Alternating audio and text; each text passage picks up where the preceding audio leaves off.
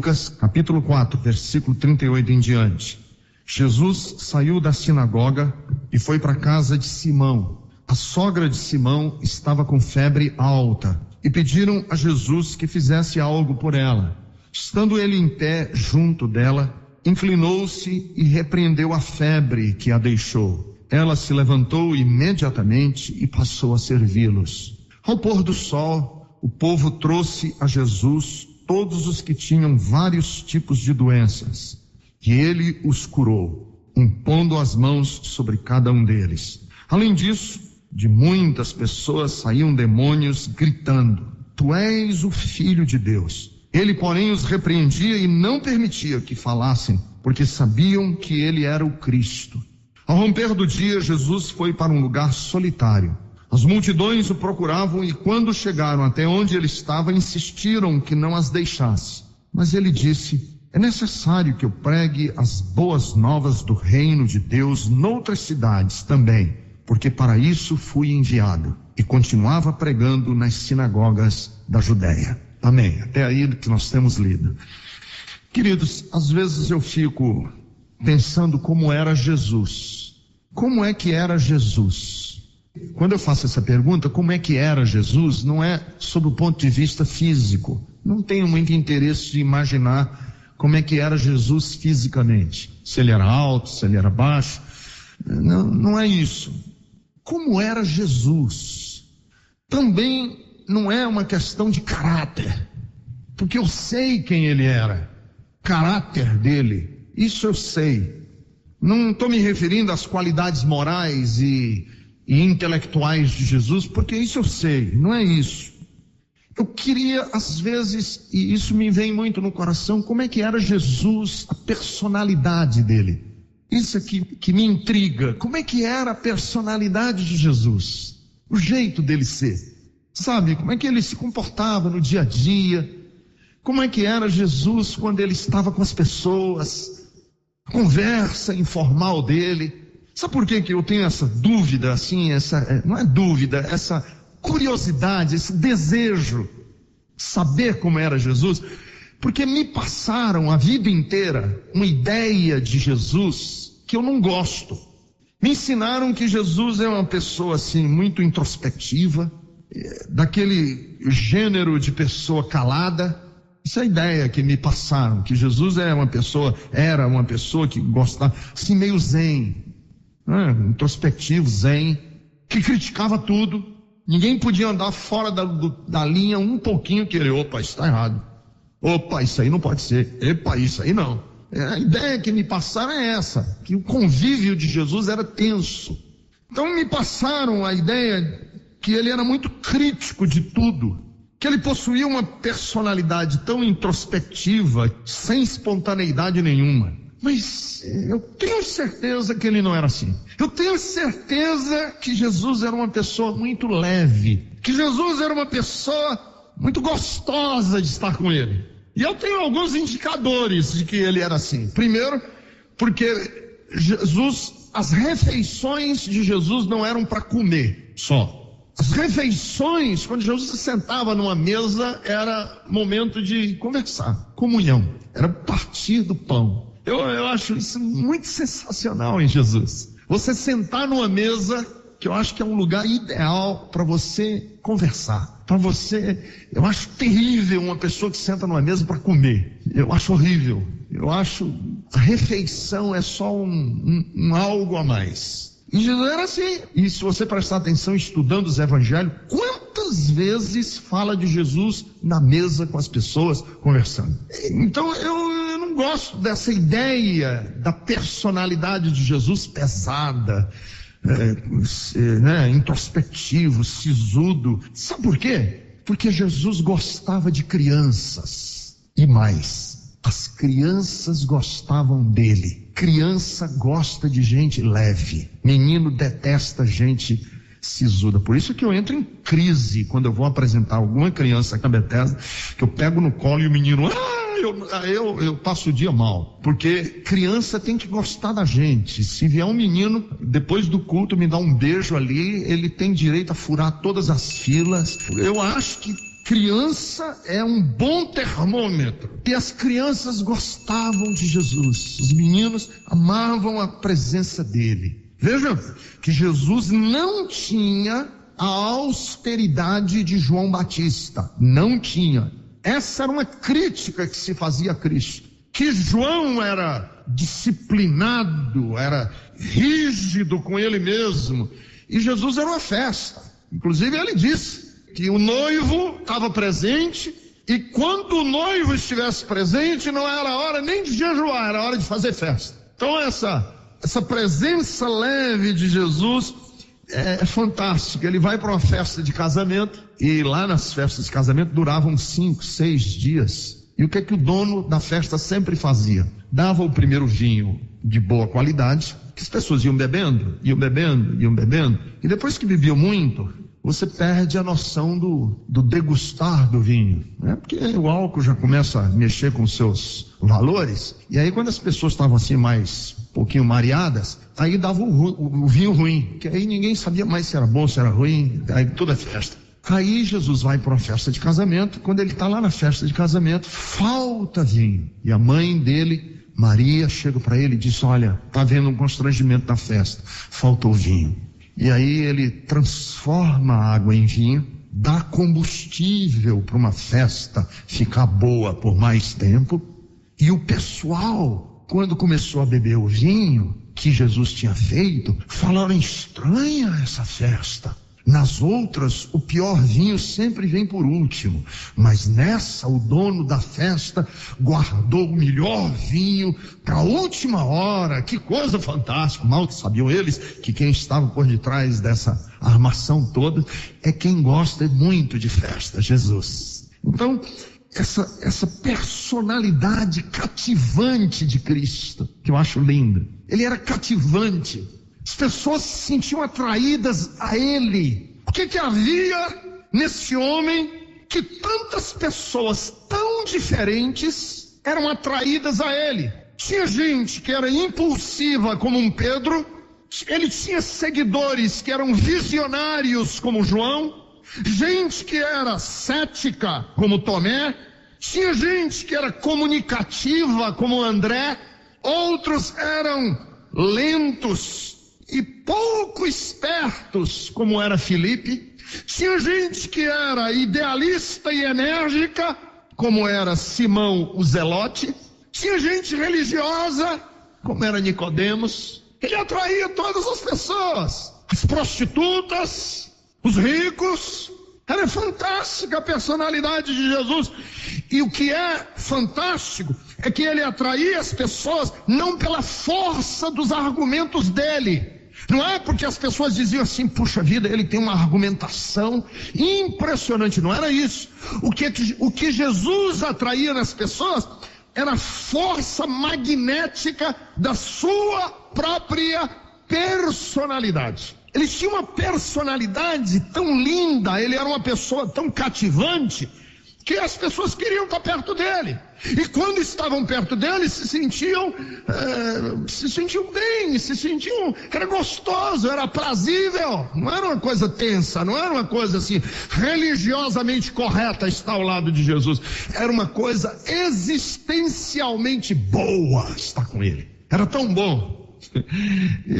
Tem umas passagens na Bíblia que são lindas demais. Como é linda! Olha que linda, olha que passagem, que evento fantástico da Bíblia. Jesus morreu e 2 discípulos, que nós não sabemos quem eles são, estão indo no caminho de Emaús, indo embora, tristes, abatidos, chateados, decepcionados, porque Jesus morreu. Estão tão decepcionados que quando chega a notícia para eles de que ele ressuscitou, eles nem ligam, eles nem compreendem, eles não apreendem, eles não dão pelotas. E eles estão andando nessa estrada cabisbaixo, tristes. Jesus morreu, Jesus morreu, Jesus morreu. Aí aproxima-se um viajante ao lado deles. Estão caminhando. E o viajante é Jesus. Mas eles estão tão abatidos, eles não sabem isso, eles não notam. Jesus já ressurreto. E olha que linda. Eles andam com Jesus o dia inteiro. Quando terminam de andar o dia inteiro, Jesus faz menção de ir embora. Eles dizem: não, fica com a gente um pouco mais. Fica mais, a noite já vai alta, o dia já declina. Fica com a gente. Aí Jesus aceita ficar com eles. Eles vão comer refeição. E aí, quando eles estão na refeição, que eles vão comendo, estão ali fazendo um jantar, um jantar, estão jantando, passaram o dia andando, estão jantando, que Jesus pega o pão. Na hora em que o Senhor pega o pão e vai partindo o pão, eles notam que é Jesus, é o Senhor, é Ele, Ele andou com a gente o dia inteiro. E aí Jesus deve ter saído do ambiente um pouco e sumiu, foi embora, desapareceu. E eles ficam dizendo assim um para o outro: olha, isso é que eu acho lindo. Porventura não ardeu o nosso coração enquanto ele falava? Quer dizer, o que cativou esses homens não foi propriamente os argumentos que Jesus usou enquanto conversava com eles. Eles não estão fascinados com a lógica teológica, doutrinária de Cristo. Não, eles estão achando assim: o nosso coração ardeu. E ardeu não é ardência de inflamado, não. Ardeu, estava quente, estava pegando fogo. Nosso coração ficou em chamas enquanto ele estava com a gente. Era ele, era a personalidade dele, era a pessoa dele. Que maravilha essa pessoa! Como era Jesus? Pergunta que às vezes consome a minha curiosidade. E eu sei de uma coisa: ele era uma pessoa magnífica, formidável. E ele era formidável, tão formidável, que ele fazia algumas declarações que são assim, pesadíssimas.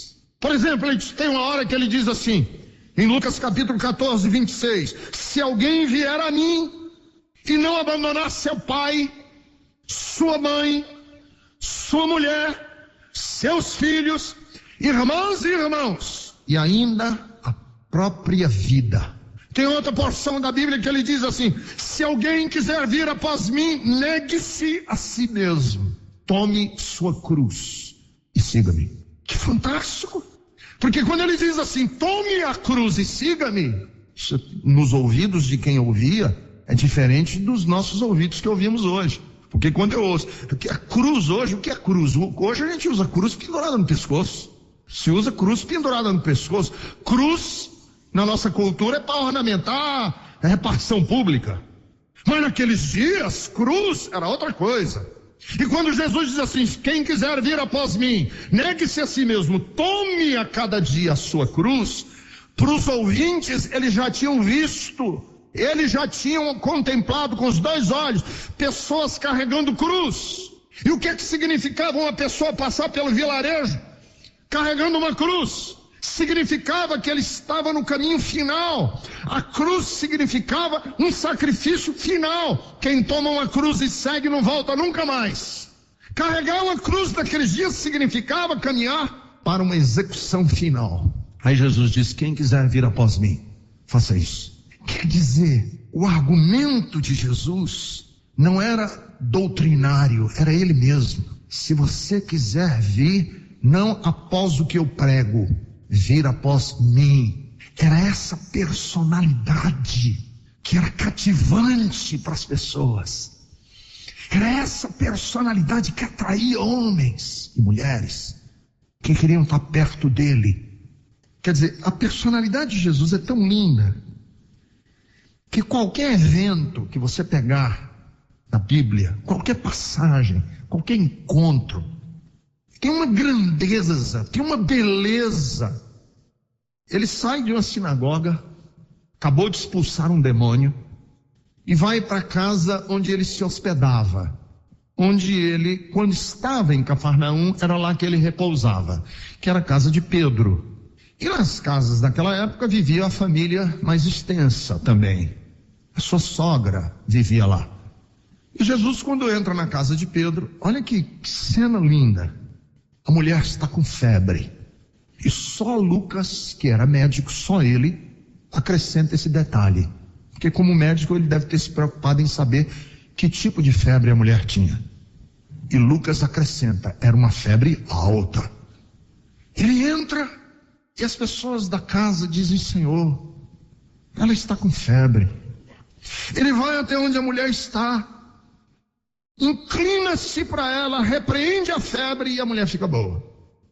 Ela se levanta, passa a servi-los, e no declinar do dia, no fim do dia, no pôr do sol, a cidade começa a trazer os doentes, os endemoniados, e Jesus começa a tocar em cada um deles, curar os doentes. Alguns endemoniados começaram a gritar, e Jesus repreende esses endemoniados, dizendo: cale-se. E quando ele termina, a cidade diz assim para ele: Senhor, não vai embora mais daqui, fica aqui. Jesus era um itinerante, né? Fica aqui, não vai mais, fica aqui com a gente. Se torna o patrono da nossa cidade, fica aqui só nós. Jesus disse: não, eu tenho que ir para outras cidades, convém que eu vá para outras e outras cidades.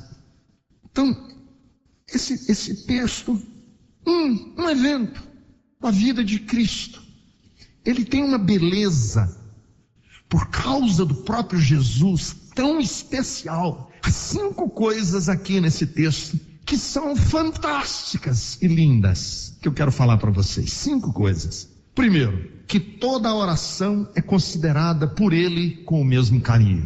Segundo, que toda necessidade é vista com a mesma seriedade. Terceiro, que todas as pessoas são acolhidas com a mesma dignidade. Quarto, que toda a opressão é tratada com a mesma radicalidade. E quinto, que todos os lugares são alvos do mesmo amor. Vamos par por partes? Primeiro, toda oração é considerada com o mesmo carinho. Jesus entra na casa e tem uma mulher que está doente. E eles fazem uma oração. Cura. Jesus cura essa mulher que está enferma. E é interessante que esse pedido é encarado por Jesus com carinho. A oração não o perturba. A oração não chega a Jesus como um importúnio. Então, cura. Eles pediram, isso é uma oração, isso é uma prece. E muda o meu conceito de oração. Quando eu leio Jesus entrando na casa e eles dizendo assim: Senhor, cura, isso me faz rever os meus conceitos de oração. Sabe por quê? Porque quando eles vão pedir para Jesus curar aquela mulher, esse pedido, que é a mesma coisa que a gente faz quando a gente está pedindo alguma coisa por Deus, não é vista, essa oração não é encarada por Jesus como uma chateação, um importúnio. Pelo contrário. E nós temos um conceito de oração que precisa mudar. Oração para nós hoje precisa ser revista. Nós temos que ter um outro conceito de oração. Sabe por quê?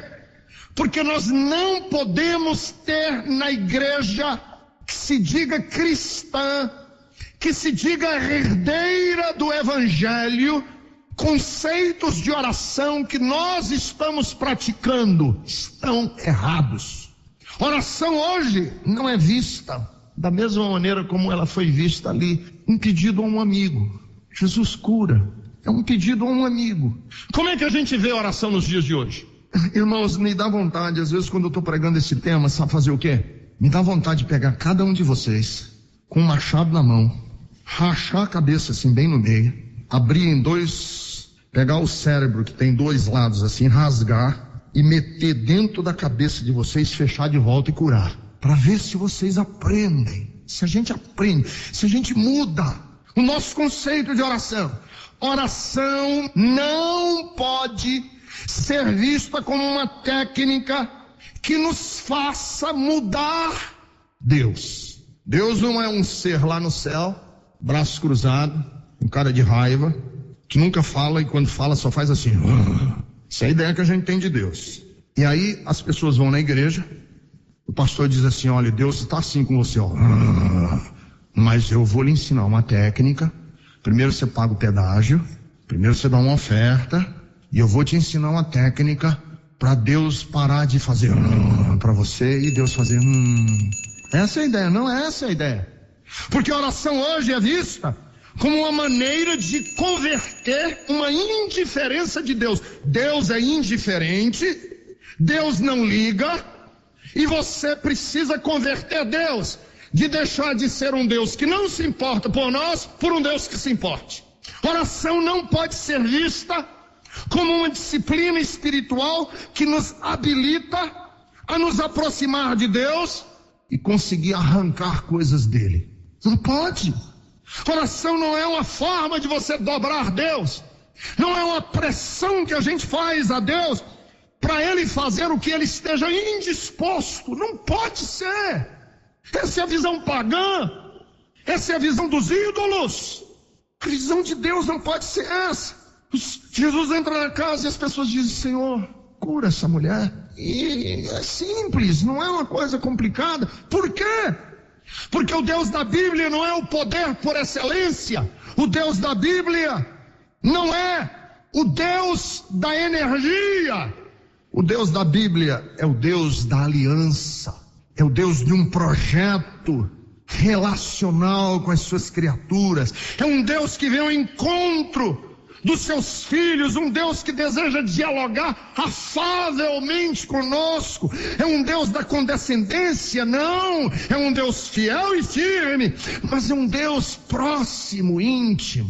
É um Deus que oferece para nós não poder, Deus oferece para nós não forças, Deus oferece para nós parcerias, amizade, companhia. Então orar, o que é orar, pastor? Se orar não é mandar uma força na direção de Deus que cause Deus fazer as coisas, não é isso. Então o que é? Orar é entrar em comunhão com Deus. Orar é perceber que Ele é Deus amoroso e bom. Orar é compreender o seu carinho. Orar é saber-se alvo de um cuidado perene. Irmãos, nós temos uma ideia de Deus muito... Oração para nós é uma coisa esquisita, porque a oração para nós é uma coisa que a gente acessa o céu para conseguir coisas. E Deus não quer isso. Deus quer que a gente acesse o céu para sermos amigos, sermos íntimos. Eu quando era adolescente, eu digo isso para minha própria vergonha. Quando eu era adolescente, eu tinha muita mágoa do meu pai. Porque todo adolescente é materialista. E eu era um materialista, consumista. Queria dinheiro, queria calça de grife. A grife naquela época era calça Lee. Só servia Lee. Não era jeans. Não falava jeans naquela época. A gente falava calça Lee. E a minha calça não era Lee. A minha calça era da Feira Livre. É verdade, não estou de brincadeira não. Como minha mãe comprava calça para mim, me comprou uma vez uma calça de Natal na Feira Livre. E eu fiquei com vergonha, fiquei com raiva. Porque eu achava que meu pai tinha que me dar coisas. Meu pai, por ter sido um preso político, expulso, com uma pecha de subversivo nas costas, ele não podia me dar as coisas, e eu não entendia isso.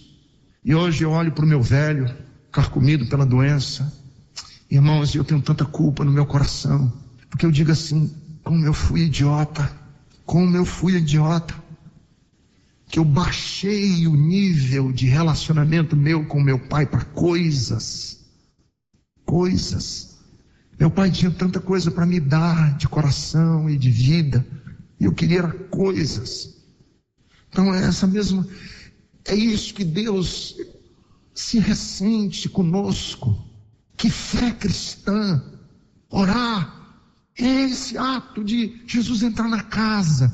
Jesus, ela está com febre. Cura, oração, ele acolhe isso, não com zanga, ele acolhe isso com carinho, porque orar é acessar um amigo, orar é bater na porta de um companheiro, orar é pedir a um irmão, orar é falar com um pai. Você diz assim: pastor, qual é a diferença fundamental entre um pedido que um pagão faz para um pedido que um filho de Deus faz? Qual é a diferença fundamental? Sabe qual é a diferença fundamental? É que a oração verdadeira não parte da incerteza. A oração verdadeira parte de uma certeza: eu sou amado. Oração parte do meu coração como se fosse uma poesia, uma canção.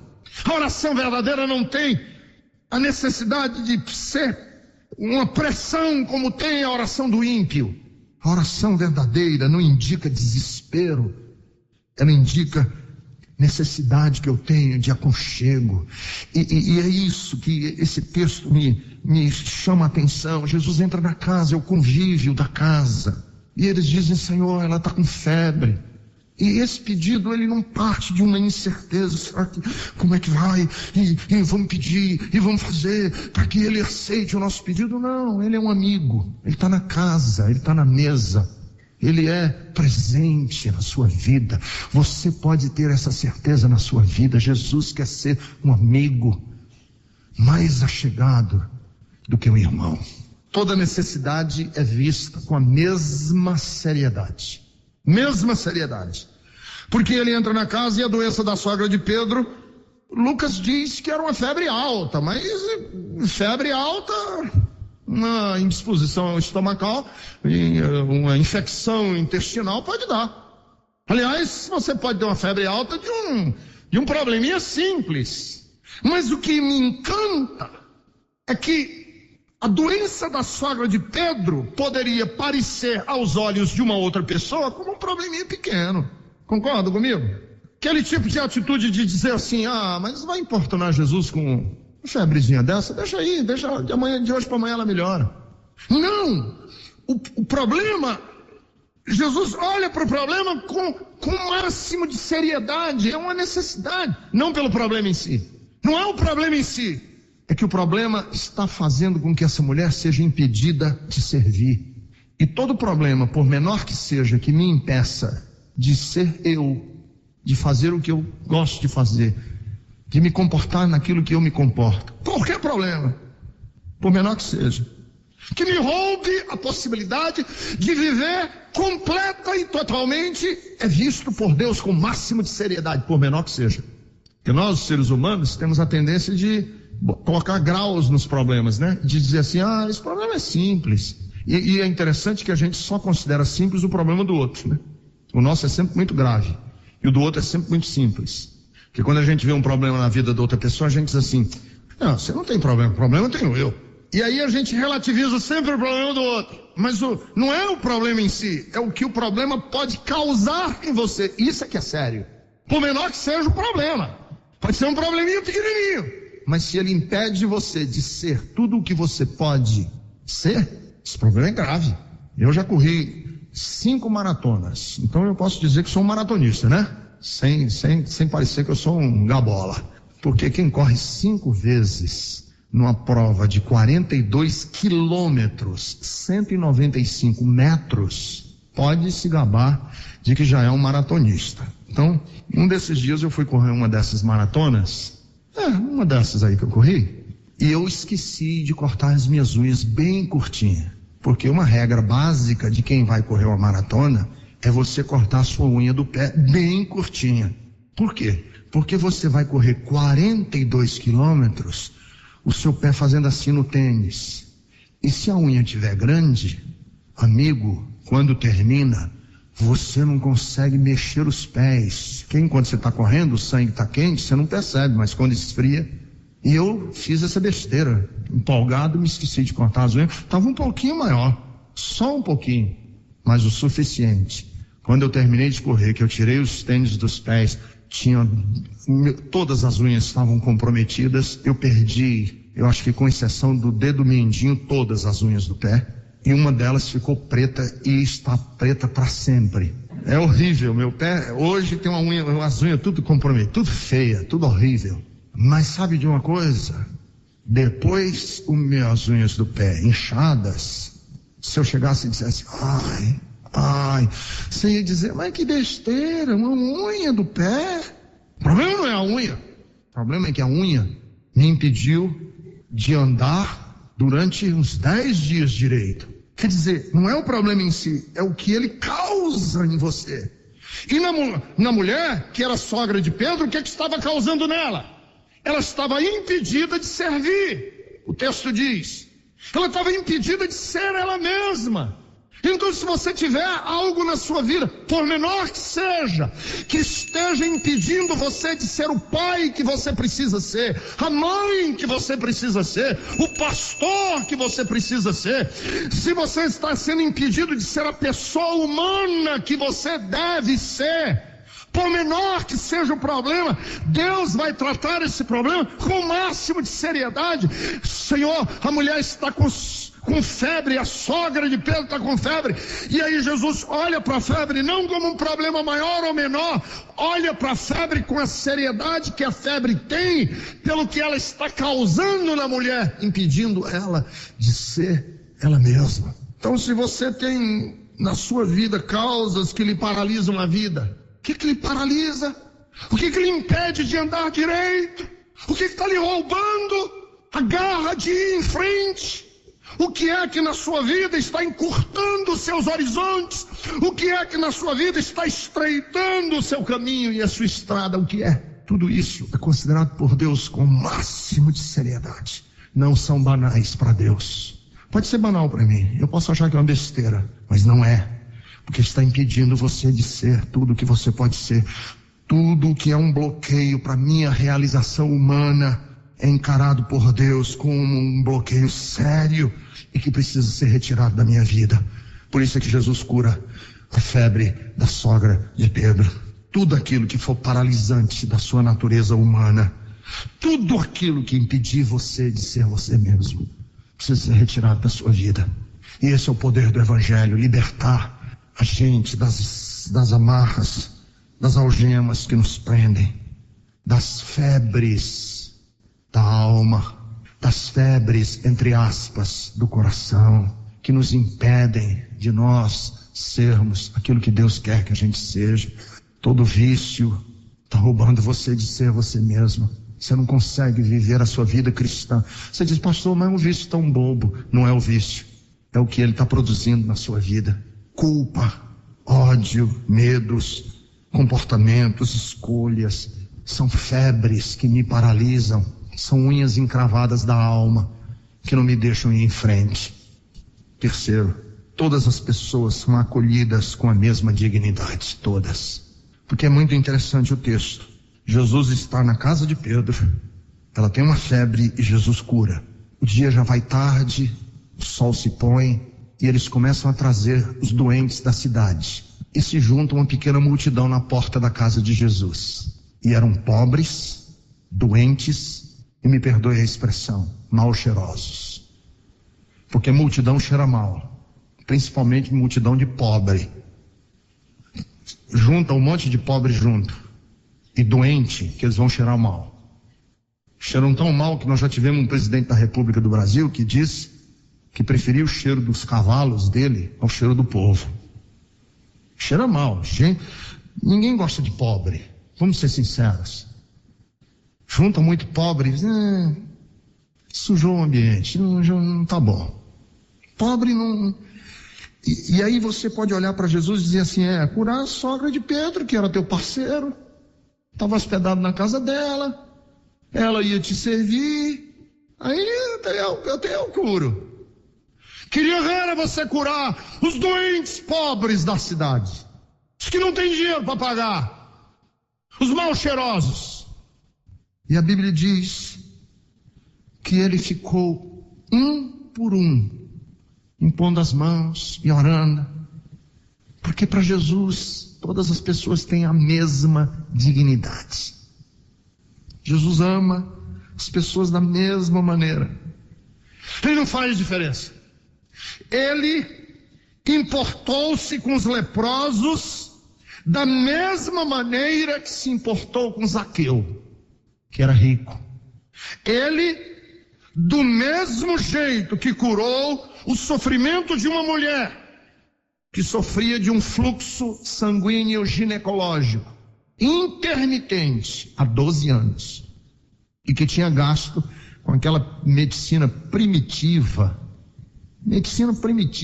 de mais de 2000 anos atrás, gastou tudo quanto ela tinha com os médicos. E a Bíblia diz assim, ia de mal a pior. Uma mulher pobre, sem nome, Jesus trata com a mesma dignidade com que ele trata a filha de um homem rico chamado Jairo, que nós conhecemos popularmente por Talita, porque ele usou uma expressão para com a menina dizendo Talita cumi, que quer dizer menina te levanta. E a mesma dignidade, queridos, do mesmo jeito que ele conversou com os idosos, ele conversava com os jovens. Do mesmo jeito que ele lidava com líderes, lidava com o povo. Ele está na casa de Pedro, altas horas da noite, curando povão que cheira mal. Povão que cheira mal. Ele está amando esse povo. Quanto é que vale a oração? Quanto é que vale a oração de um pastor por um pobre? E quanto é que vale a oração de um pastor por um rico? Jesus amava a todos igualmente. Ele não fazia distinção. Eu tenho um pastor muito amigo meu no Rio de Janeiro, que uma irmãzinha chegou na igreja dele. História verdadeira que aconteceu. Disse, pastor, eu estou tão ferida, cuida de mim. O pastor disse, o que é, minha irmã?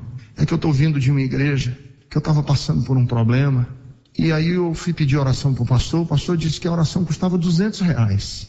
Ela disse, mas eu não posso pagar R$200, eu sou secretária do lar, eu sou uma doméstica, eu ganho tão pouco, eu não tenho R$200. O pastor disse, então tá bom, eu oro por você por 100. Ela disse, mas eu também não tenho 100, eu estou tão aflita, pastor, ore por mim. Tá bom, me dê aí uma cédula de 50. Eu não tenho, pastor. Quanto é que você tem?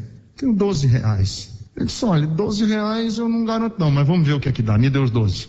Feio, né? Feio, não é? Quanto é que vale uma oração? Quer dizer, Jesus está na casa da sogra de Pedro, e aí chegam as multidões dos pobres, e eles não se sentem rejeitados, eles não se sentem sujos. Chegam os doentes, porque havia endemoniados, e os endemoniados, sabe onde é que eles moravam? Moravam nos cemitérios, eram pessoas sujas, estão chegando, e eles são amados.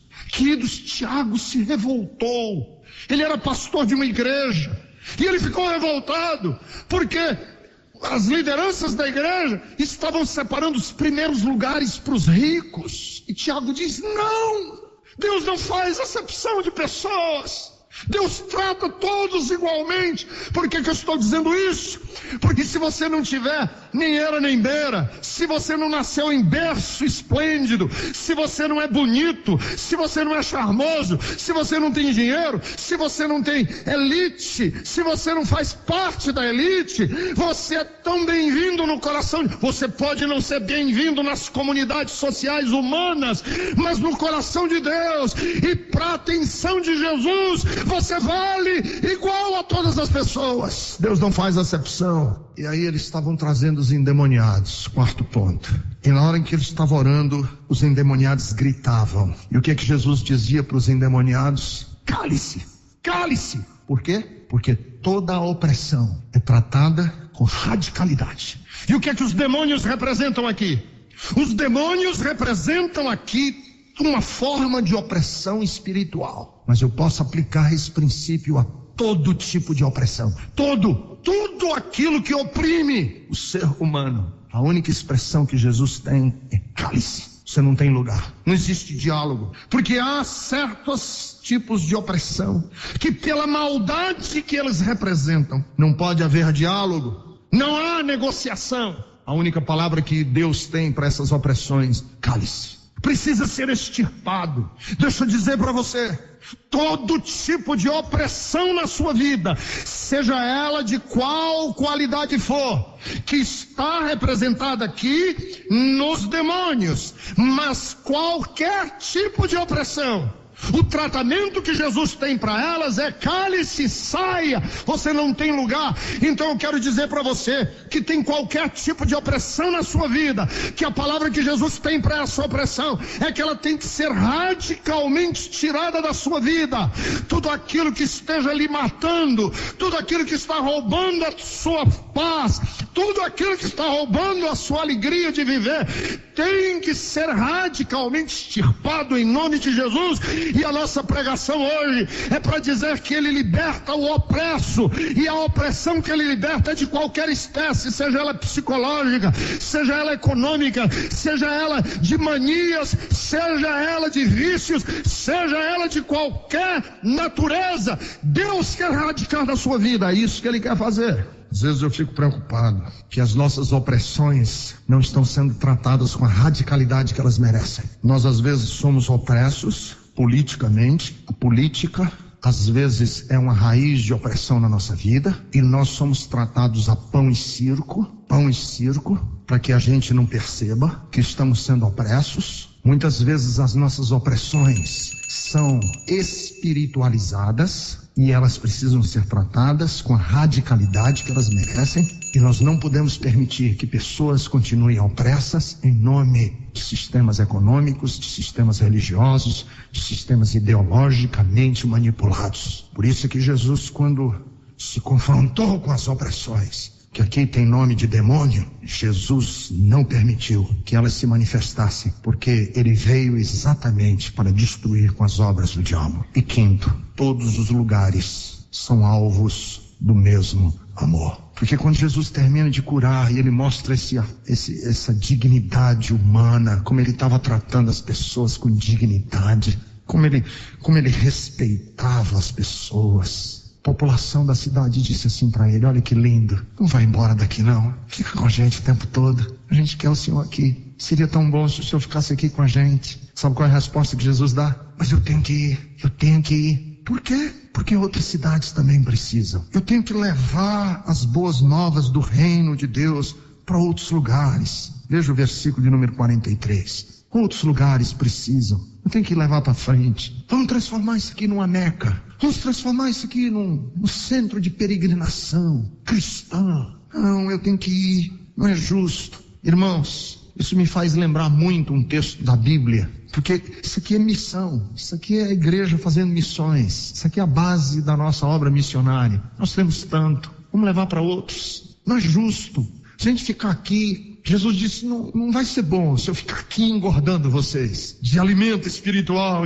Nós temos que levar, temos que distribuir para outra cidade. Aí o texto diz assim: e Ele continuava pregando nas sinagogas da Judéia. Foi por todo canto. Segundo o livro dos Reis, lá no Antigo Testamento, capítulo de número 7. Deixa eu só dar o pano de fundo para vocês desse texto, que ele é dramático, ele é horroroso, ele tem um elemento de horror, de carnificina, de uma coisa terrível nesse texto, e tem uma coisa linda de missões e de esperança. Deixa eu contar a história, antes de eu ler para vocês se situarem, quando eu ler aí vocês vão entender. A cidade estava sitiada. Você sabe o que é uma cidade sitiada, né? Cidade sitiada é quando um exército acampa ao redor da cidade e não deixa entrar e nem sair ninguém. Então eles sitiaram a cidade, ninguém entrava e ninguém saía, e óbvio que começou uma grande fome dentro da cidade, que não tinha alimentos. Grande fome. O texto diz que era uma fome tão grande, que eles estavam negociando a cabeça de um jumento. Cabeça de um jumento chegou a valer 80 peças de prata. Cabeça de um jumento. E esterco de pomba, que eu imagino que era para fazer fogo, chegou a valer 5 peças de prata. Uma fome tremenda. E no meio dessa fome tremenda que eles estavam passando, aconteceu algo horroroso. Duas mulheres estavam com tanta fome que uma chegou para a outra e disse assim: mata o teu filho e a gente come a criança para matar a nossa fome.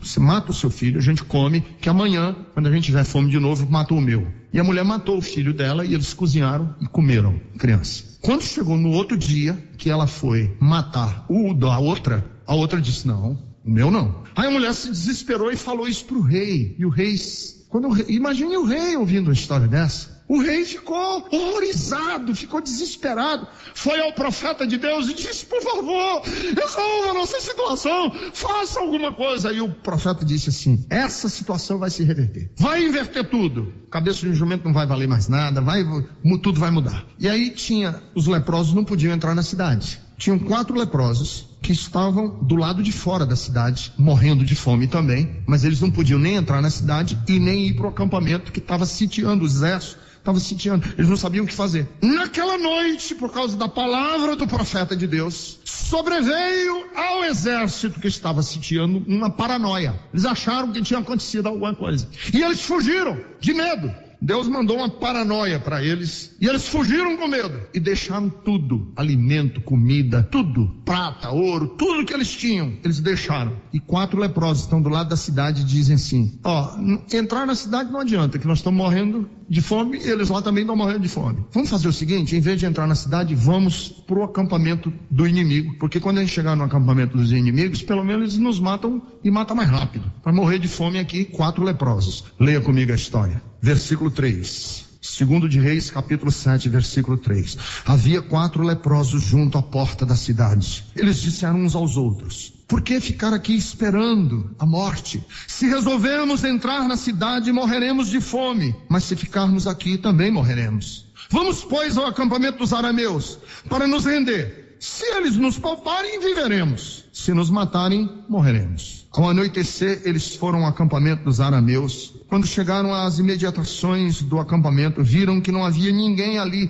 pois o Senhor tinha feito os arameus ouvirem o ruído de um grande exército com cavalos e carros de guerra, de modo que disseram uns aos outros: ouçam, o rei de Israel contratou os reis dos hititas e dos egípcios para nos atacarem. Então, para salvar sua vida, fugiram ao anoitecer, abandonando tendas, cavalos, jumentos, deixando o acampamento como estava. Tendo chegado às imediações do acampamento, os leprosos entraram numa das tendas, comeram, beberam, pegaram prata, ouro, roupas e saíram para esconder tudo. Depois voltaram e entraram noutra tenda. Pegaram o que quiseram e esconderam isso também. Então disseram uns aos outros: olha que frase linda, que sentença linda. Eles disseram uns para os outros: não estamos agindo certo. Este é um dia de boas novas, boas notícias. E nós não podemos ficar calados. Se esperarmos até o amanhecer, seremos castigados. Vamos imediatamente contar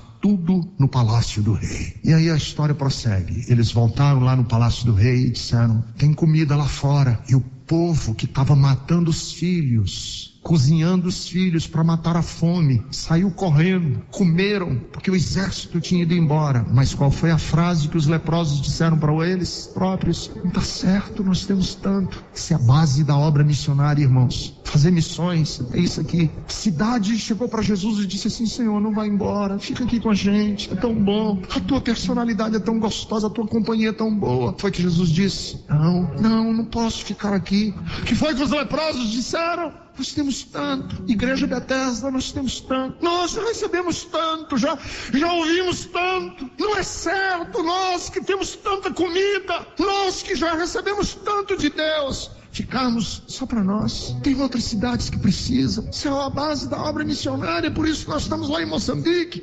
Por quê? Porque nós temos tanto. Você tem tanto. A base da obra missionária é essa. E os leprosos olharam um para o outro e disseram assim: não está certo. Começaram a enterrar o que eles tinham, e eles disseram: não está certo isso, o povo morrendo de fome lá, o nosso povo. E eles eram leprosos e foram lá na cidade sitiada e disseram: vamos para lá. Tem um mundo aí que está morrendo de fome, e nós temos que ir para esse mundo e dizer: vamos. E essa igreja tem que dizer: nós temos que levar essa mensagem. A atitude cristã não é engordar espiritualmente. Graças a Deus, recebi o que Deus tinha para minha vida. Não é essa a atitude. A atitude é: Senhor, tem tantos que precisam. Qual é a sua atitude?